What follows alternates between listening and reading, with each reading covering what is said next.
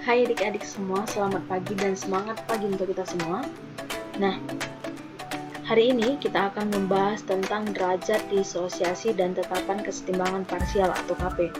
Di mana minggu lalu kita sudah membahas tentang faktor-faktor yang mempengaruhi tentang kesetimbangan, di mana ada perubahan suhu, perubahan konsentrasi, dan perubahan tekanan dan volume.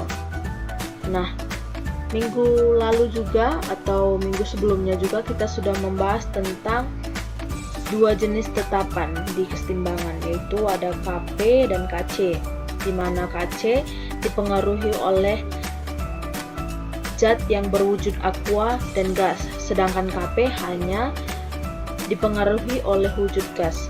Nah, hari ini kita akan membahas tentang derajat disosiasi dan tetapan kesetimbangan parsial atau KP. Maka dari itu, tetap disimak dan ditonton. Pertama, kita akan membahas tentang derajat disosiasi. Nah, kita masuk ke pengertian disosiasi, di mana disosiasi adalah peristiwa penguraian suatu zat menjadi beberapa zat cair yang lebih sederhana, dan peristiwa penguraiannya merupakan reaksi kesetimbangan. Contohnya yaitu yang pertama ada reaksi 2H2O menghasilkan 2H2 tambah O2. Yang kedua ada 2HCl menghasilkan H2 tambah Cl2. Nah, di mana derajat disosiasi adalah perbandingan mol zat yang terurai atau bereaksi dengan zat mol mula-mula sebelum disosiasi, di mana derajat disosiasi rumusnya sama dengan mol zat terurai atau bereaksi per mol zat mula-mula. Nah, kita juga bisa mencari zat terurainya, maksud saya mol zat terurainya, yaitu sama dengan derajat disosiasi kali mol zat mula-mula. Kita juga bisa mencari persenan derajat disosiasinya, di mana persenan derajat disosiasinya sama dengan derajat disosiasi kali 100%. Dengan catatan, jika derajat disosiasi sama dengan 0, maka zat belum terdisosiasi. Jika derajat 1, maksud saya jika derajat disosiasinya 1, maka zat terdisosiasi sempurna. Jika derajat disosiasinya 0,1 sampai 0,99, maka pengertiannya bahwa terjadi atau terdisosiasi sebagian. Nah, kita masuk ke contohnya, di mana contoh yang pertama, untuk kesetimbangan 2S3 menghasilkan 2SO2 tambah O2 setelah tercapai kesetimbangan jumlah molekul-molekul 2SO3 berbanding molekul-molekul O2 adalah 4:1. Hitunglah yang pertama derajat ionisasinya, yang kedua berapa persen SO3 yang terurai. Nah, pertama-tama kita buat dulu mula-mula bereaksi sisanya. Mula-mulanya ini mula-mula bereaksi sisa. Sisanya 4 dari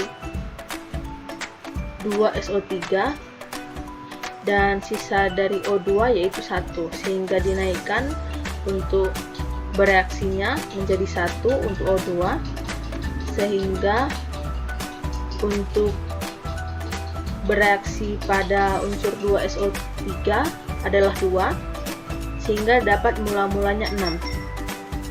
Sehingga rumus derajat disosiasi per mol zat terurai, maksud saya derajat disosiasi sama dengan mol zat terurai per mol zat mula-mula, langsung kita masukkan sama dengan 2/6 sama dengan 1/3. Ini jawaban bagian A. Jawaban bagian B, berapakah persen SO3 yang terurai, dimana kita langsung masukkan persen derajat disosiasi sama dengan derajat disosiasi kali 100%, sehingga kita masukkan langsung nilainya 1/3 kali 100% sama dengan 33,33%. Nah, selanjutnya kita masuk ke soal nomor 2, di mana diketahui 0,8 mol gas PCl5 dibiarkan terurai sampai tercapai reaksi kesetimbangan.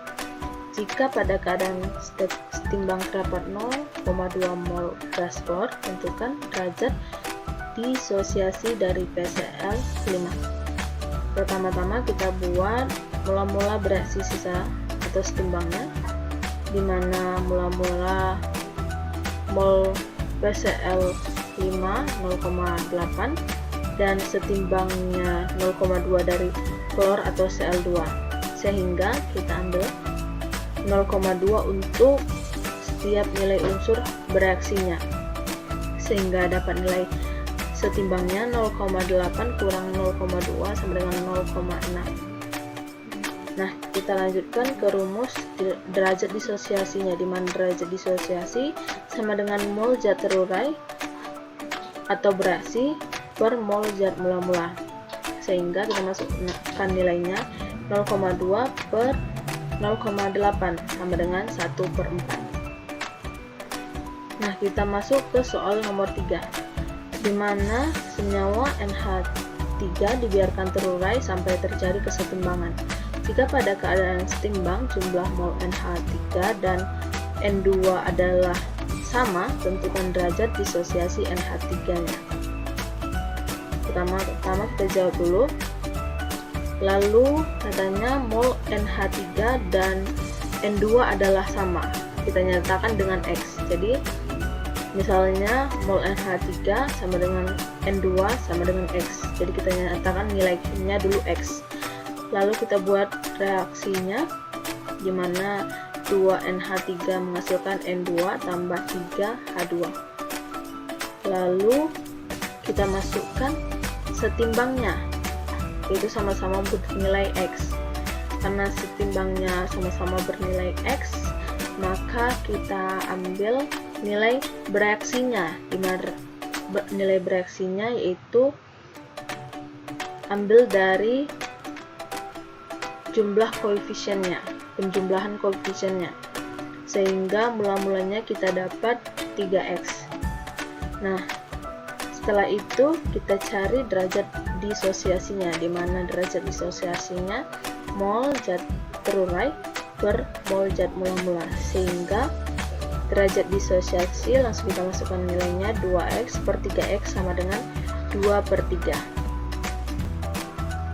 Nah, selanjutnya kita masuk ke tetapan kesetimbangan parsial tekanan atau KP. Masuk ke tetapan kesetimbangan parsial atau KP, di mana ada reaksi Ka dalam gas tambah Kb dalam gas menghasilkan reaksi Rc dalam gas tambah Sd dalam gas, di mana rumus Kp-nya yaitu produk reaktan tekanan parsial C kali, maksud saya tekanan parsial C pangkat R kali tekanan parsial D pangkat S per tekanan parsial A pangkat P kali tekanan parsial B pangkat Q. Nah, kita juga bisa mencari setiap masing-masing tekanan parsial, di mana yang pertama kita dapat mencari tekanan parsial dari C, di mana rumusnya tekanan parsial C sama dengan mol C per mol total, di mana mol A tambah mol B tambah mol C tambah mol D kali tekanan total. Begitu juga untuk tekanan parsial D, di mana tekanan parsial D sama dengan mol D per mol total kali P totalnya. Selanjutnya tekanan parsial A sama dengan mol A per mol total kali tekanan total. Dan terakhir yaitu tekanan parsial B sama dengan mol B per mol total kali tekanan total. Nah, kita masuk ke hubungan Kp dengan Kc, di mana reaksi seperti yang tadi ada reaksi Pa dalam gas tambah Qb dalam gas menghasilkan Rc dalam gas tambah Sd dalam gas, sehingga rumus Kp-nya yaitu Kp sama dengan tekanan parsial C pangkat R kali tekanan parsial D pangkat S per tekanan parsial A pangkat P kali tekanan parsial B pangkat Q. Nah, di hubungan Kp dan Kc ini kita menggunakan rumus gas ideal, di mana P sama dengan nRT, di mana kita mencari tekanannya dan volumenya pindah ke kanan sehingga menjadi P sama dengan N per P kali RT, di mana N per P ini adalah, atau N per P ini bisa sama dengan M, di mana M ini adalah molaritas atau konsentrasi. Nah, kita juga bisa memasukkan P sama dengan MRT. Nah, jika kita mencari tekanannya dari rumus ini juga bisa, yaitu yang tanda merah ini, tekanan parsial A sama dengan konsentrasi A kali RT. Nah, sehingga rumusnya kita masukkan menjadi Kp sama dengan konsentrasi C kali RT pangkat R kali konsentrasi D kali RT pangkat S per konsentrasi A kali RT pangkat P kali konsentrasi B kali RT per Q, sehingga kita juga bisa mengecilkannya menjadi rumus Kp-nya sama dengan konsentrasi C pangkat R kali konsentrasi D pangkat S per konsentrasi A pangkat P kali konsentrasi B pangkat Q kali RT pangkat R tambah S kurang P tambah Q, sehingga kita bisa sederhanakan lagi menjadi Kp sama dengan Kc kali RT pangkat AN, di mana AN adalah jumlah koefisien kanan kurang jumlah koefisien kiri, atau sama dengan R tambah S kurang P tambah Q. Nah, jika jumlah koefisien ruas kanan sama dengan ruas kiri, maka harga Kp sama dengan harga Kc.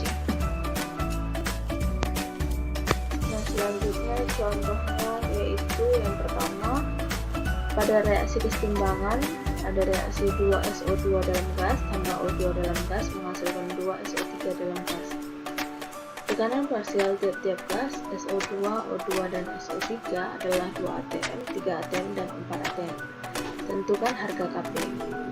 Langsung kita masukkan harga Kp sama dengan tekanan parsial SO3 pangkat 2 per tekanan parsial SO2 pangkat 2 kali tekanan parsial O2 sama dengan 4 pangkat 2 per 2 pangkat 2 kali 3 sama dengan 16 per 12 sama dengan 1,32.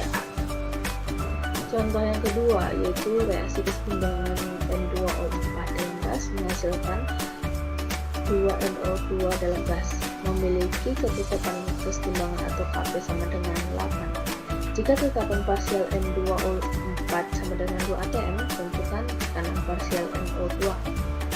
Pertama kita cari dulu rumus Kp-nya, di mana produk reaktan karena memiliki sama-sama wujud gas, jadi langsung dimasukkan sehingga Kp sama dengan tekanan parsial NO2 pangkat 2, duanya dari koefisien NO2 per tekanan parsial N2O4.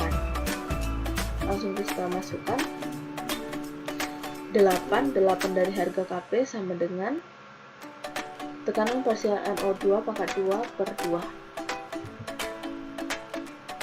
Karena dikali silang maksud saya, sehingga tekanan parsial NO2 pangkat 2 pindah ke kiri sama dengan 8 kali 2. Nah, karena tekanan parsial NO2 berpangkat, sehingga agar tidak berpangkat lagi, kita ubah menjadi NO2 pangkatnya pindah ke kiri, maksud saya pindah ke kanan, sehingga menjadi NO2 sama dengan akar 16. Akar 16 hasilnya adalah 4 atm. Selanjutnya nomor 3, diketahui reaksi kesetimbangan N2 dalam gas tambah 3H2 dalam gas menghasilkan 2NH3 dalam gas. Jika pada keadaan kesetimbangan terdapat 0,8 mol N2, 1,2 mol H2, 2,0 mol NH3, sedangkan tekanan totalnya 12 atm. Tentukan Kp-nya. Nah, pertama dulu kita cari jumlah mol totalnya, di mana rumusnya mol N2 tambah mol H2 tambah mol NH3. Tinggal kita masukkan nilainya 0,8 tambah 1,2 tambah 2,0 sehingga sama dengan 4,0 adalah jumlah mol totalnya. Nah, yang pertama dulu kita cari dulu tekanan parsial dari N2, di mana mol N2 per mol total kali P totalnya. Langsung masukkan nilainya 0,8 per 4,0 kali 12 atm sama dengan 2,4 atm. Selanjutnya tekanan parsial dari H2 sama dengan mol H2 per mol total kali P total sama dengan 1/2 per 4,0 kali 14 atm, hasilnya 3,6 atm. Nah, yang terakhir tekanan parsial NH3, di mana sama dengan mol NH3 per mol total kali P total sama dengan 2,0 per 4,0 kali 12 atm sama dengan 4 atm. Nah, langsung kita cari nilai Kp-nya, di mana reaktan per produk Kp sama dengan tekanan parsial NH3 pangkat 2 per tekanan parsial N2 kali tekanan parsial H2 pangkat 3 sama dengan, langsung kita masukkan nilainya 6 pangkat 2 per 2,4 kali 3,6 pangkat 3 sama dengan 16 per 122, sehingga hasilnya yaitu 0,32 atm bukan 2. Nah, selanjutnya kita masuk ke nomor 4, di mana dalam volume 2 liter dimasukkan 5 mol PCl5 dalam gas dan dibiarkan terjadi kesetimbangan sesuai dengan persamaan reaksi, di mana reaksinya PCl5 dalam gas menghasilkan PCl3 tambah Cl2. Jika pada keadaan setimbang terdapat 2 mol Cl2 dan pengukuran dilakukan pada suhu 27 derajat Celcius, tentukan harga Kp-nya. Nah, pertama-tama kita cari dulu mula-mula bereaksi sisanya, sehingga kita dapat molaritasnya dari PCl5 yaitu 1,5 molaritas, PCl3 1 molaritas, Cl2 1 molaritas. Langsung kita masukkan ke harga Kc-nya. Kc-nya 1 kali 1 per 1,5 sama dengan 2/3. Selanjutnya kita masuk ke rumus Kp-nya, di mana Kp sama dengan Kc kali RT pangkat delta N. Nah, di mana R ini adalah ketetapan, di mana ketetapannya senilai 0,082 liter atm per mol kali Kelvin, dan T adalah suhu dalam Kelvin, di mana mencari Kelvin sama dengan derajat Celcius tambah 273. Nah, selanjutnya kita lanjut lagi ke rumusnya. Kita masukkan delta N-nya, nilai delta N-nya, sehingga Kp sama dengan Kc kali R kali T pangkat 2/1, di mana delta N-nya yang seperti slide sebelumnya, bahwa koefisien kanan kurang koefisien kiri, sehingga 2/1 koefisien kanan yaitu 2, koefisien 1, koefisien kiri yaitu 1. Nah, selanjutnya langsung kita masukkan nilai Kc-nya sama dengan 2/3 kali nilai R-nya 0,082 kali 300. Kenapa 300? Karena K sama dengan derajat kali Maksud saya K sama dengan derajat tambah 273. Jadi 27 tambah 273 sehingga mendapat suhunya 300 Kelvin. Sehingga hasil dari Kp yaitu 16,4. Nah, selanjutnya nomor 5. Jika reaksi 2 NaHCO3 menghasilkan Na2CO3 tambah H2O tambah CO2. Ternyata tekanan total pada kesetimbangan 5 atm. Harga Kp adalah A5, B 5,25, C 6,25, D 10, E 12,5. Nah, pertama-tama kita cari dulu tekanan pada H2O, di mana tekanan pada H2O sama dengan koefisien H2O per koefisien total kali tekanan totalnya, sama dengan 1/2. Kenapa 2? Koefisien total pada gas.